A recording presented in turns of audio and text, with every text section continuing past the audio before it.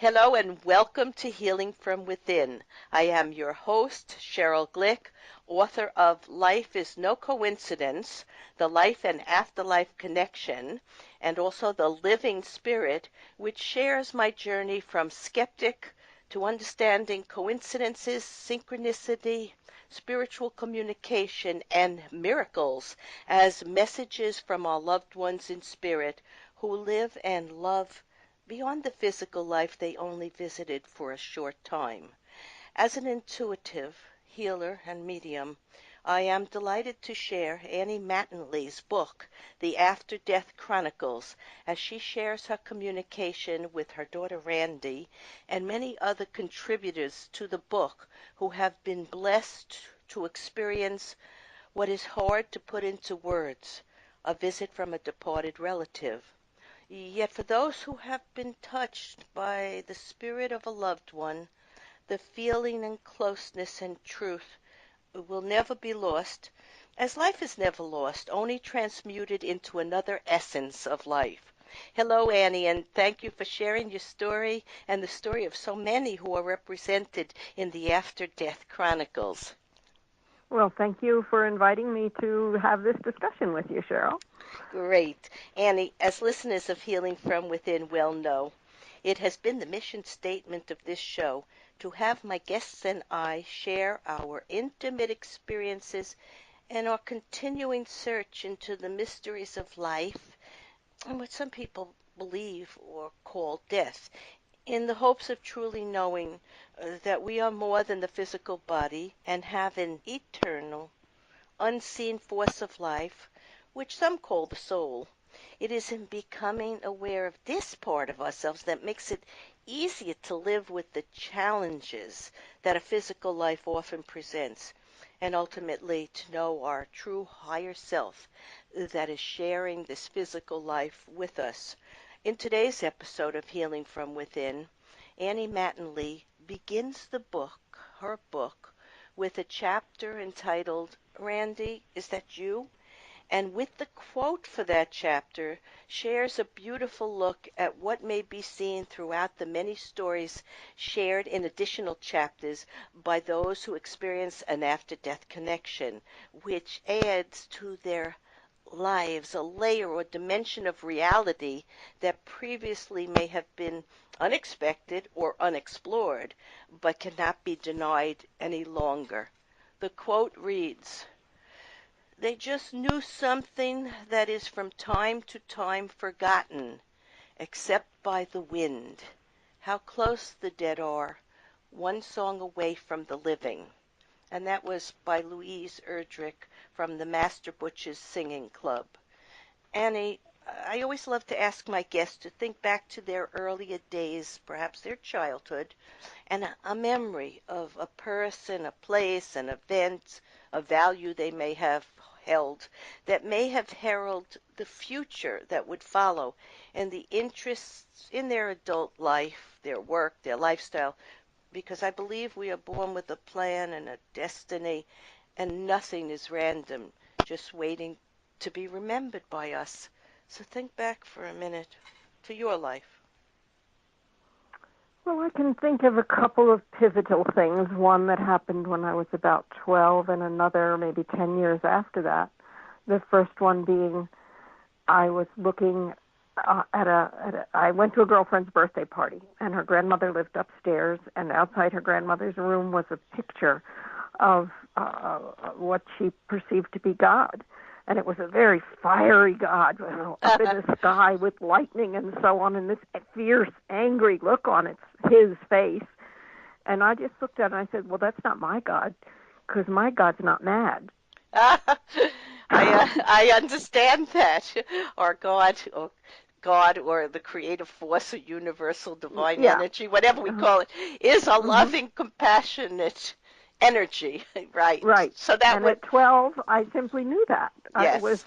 I didn't have much religious background, but I must have been thinking about it because I knew that.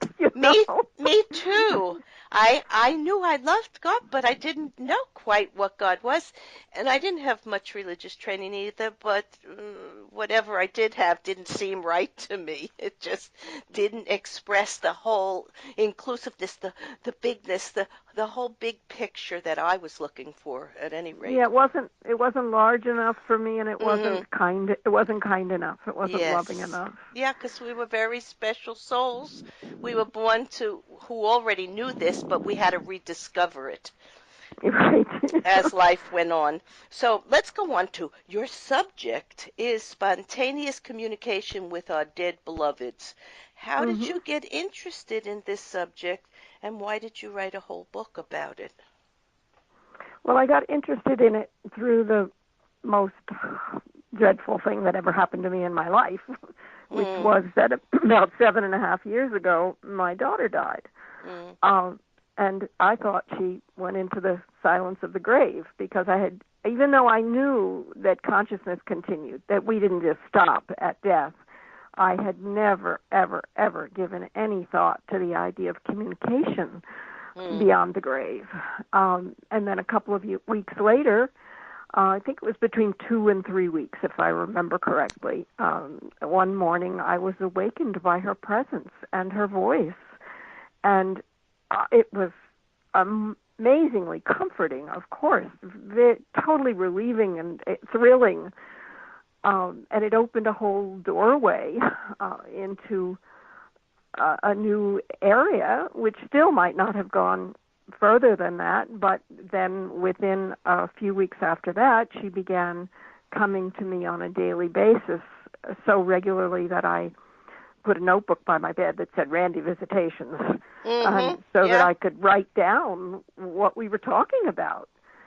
And then the third thing that happened was I started sharing this with people that I knew, and everybody had a story.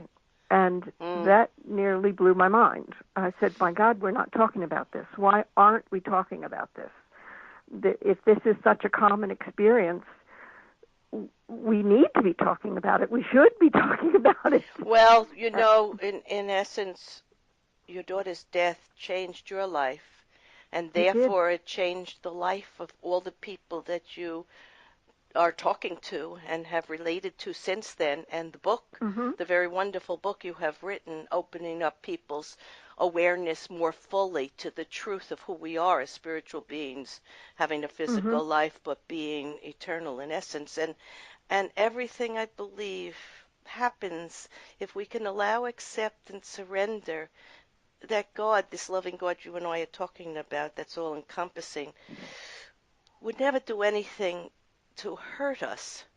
But we have to go through experiences because the growth of our soul is really why we're having this physical life. And when Oh, we you come put that very well. Yeah. when we come to know that we let go of the sorrow and pain, and your daughter coming to you was able to show you the greatest gift of life and continuous life, and to lead you forward to your own destiny, your own future, Mhm. which was to write this book. And Annie, Mhm. you wrote, and I'd like to read this for our listeners.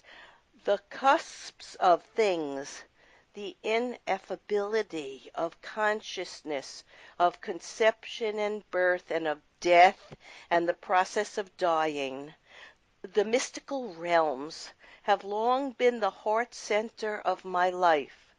I attend to my dreams. I have sat with the dying. I am captivated by the enigma of death.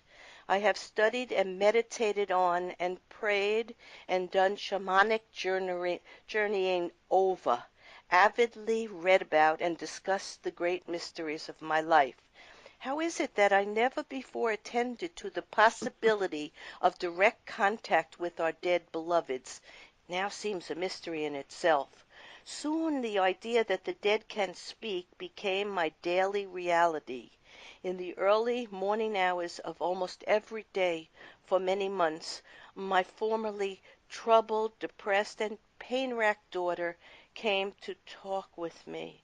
That's so beautifully said. And Like you, in my earlier days, I was maybe a little skeptic or just didn't have enough awareness yet, and I followed my family's ideas. They were terrified of dying because they thought that was the end of them and all their Yeah. memories and all their connections of love.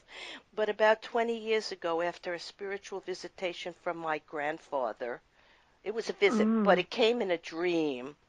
And he Mhm. spoke to me as your daughter did. I had to rethink my earlier beliefs and fears to discover so much about universal energy and the afterlife and the ability we all have to receive messages from our loved ones. So I, like you, have spent the last 20 years as an intuitive energy practitioner and medium and hospice volunteer, helping others to know the truth of what Mhm.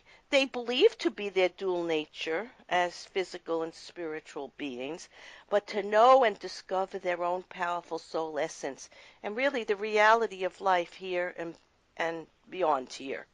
So thank you for the beautiful way you wrote that. Well, thank you for reading it to me. I've never had my own words read to me. And it I'm sounded, sure it was you very moving. It was I, very moving. Thank and it you. was very moving when I read them. That's why I selected Mm. that passage. But go on to tell us more about the contact with your daughter. Okay? Tell us a little bit more Well, about it. She came it, to you for a long while. she did. Now, 7.5 years later, it's simply, I feel her presence occasionally, Yes. and even more rarely we speak. Twice in a year, we've had reason to have a very short, one sentence connection that was verbal. But in those early months, every morning she would she would come and we would speak of various things. Now I thought, oh, she's going to tell me all about the afterlife, and I asked her questions, and that wasn't what she was interested in. She was interested in our relationship, Mm. and she was interested. She had a daughter when she died who was almost 19, just shy of 19, and she was concerned about her. And she was also very interested in this whole project of my interviewing people and writing this book. She said, people need to know about this. You know, Yeah. you should be writing about this. And so she was definitely a cheerleader for me, Yeah. because in the beginning I was a little challenged because I was grieving. Grief doesn't just go away because you've had a contact like this. I No. still missed her in the physical, and I was also busy with the estate and the trust for her daughter and all kinds of, pragmatic things of that nature. And I sometimes had trouble just organizing my time around working on the interviews and the books. But she just kept pushing me, really, saying, "You You go know, ahead, go ahead, you can do this." as an intuitive, I'm sensing that it wasn't only your destiny to write the book, it was hers also. And I that's think why so. and that's why she was so intent on encouraging you and inspiring you. I think anything worthwhile that any of us do in this life comes from an inspiration and a whisper from spirit, encouraging us to remember what we chose to do in this lifetime. And I think that's beautiful. And you also said in the book, I long to do something to let the world know how close our beloved ones can be. And Yes. I have to say, that reminded me when I read that of a story. I was called to the hospital where a co-worker's father was in a coma Mhm. and after a stroke. And she asked me to give him Reiki energy healing and to tap into his energy and find out what was happening. So Mhm. I went to his room and he, in the way I receive information, there are many ways to receive it, as we're going to discuss in a minute. But he suggested to me he was ready to leave, and he showed me that there was this green beauty of a place that he loved and would soon see. And his daughter told me it was Ireland. And then he showed me a rocket and he said he was going to take this rocket way beyond to where that place was. Yeah, that's how he described it to me, and he was ready to go, very ready to go. So the Mhm. next day I went again. She asked me to go again, and I went with her. And when I went there, this time he amended what he had said, and I really had a laugh. He said he would take his journey, but he only needed a helicopter